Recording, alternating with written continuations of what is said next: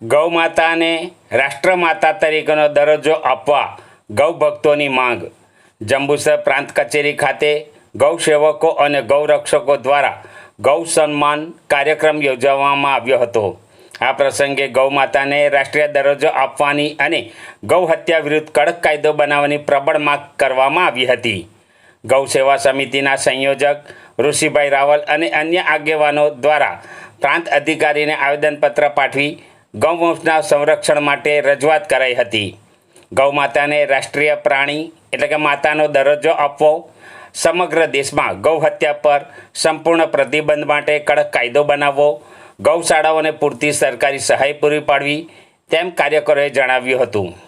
કાર્યકરોએ જણાવ્યું કે ગૌ માતા માત્ર ધાર્મિક પ્રતીક નથી, પણ આરોગ્ય અને ગ્રામીણ અર્થતંત્રનો મજબૂત આધાર છે.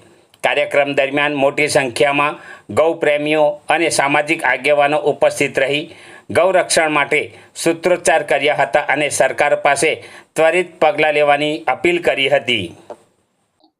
જય શ્રી રામ, જય ગૌ માતા. મારું નામ ઋષિભાઈ રાવલ છે અને આજે જંબુસર તાલુકામાં જે આખા ગુજરાતના તમામ તાલુકાઓમાં આજે 7 મેએ નક્કી થયેલ છે કે ગૌ માતા રાષ્ટ્રમાતા બને અને ગૌ હત્યા સંપૂર્ણ ભારતમાં બંધ થાય, એ માટે કેન્દ્રીય સ્તરીય કાનૂન બને એની માટે અમે સહી અભિયાન ચલાવીને અહીં પ્રાર્થના પત્ર આપ્યું છે નાયબ કલેક્ટરશ્રીને.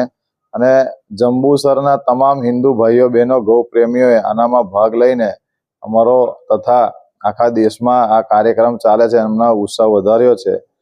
આ કાર્યક્રમનો માત્ર ઉદ્દેશ્ય એક જ છે કે આખા ભારતમાં લગભગ 5000 તાલુકાઓ છે.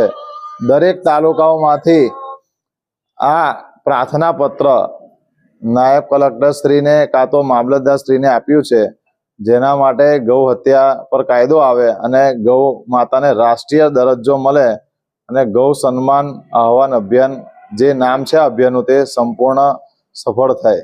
જય ગૌ માતા, જય શ્રી રામ.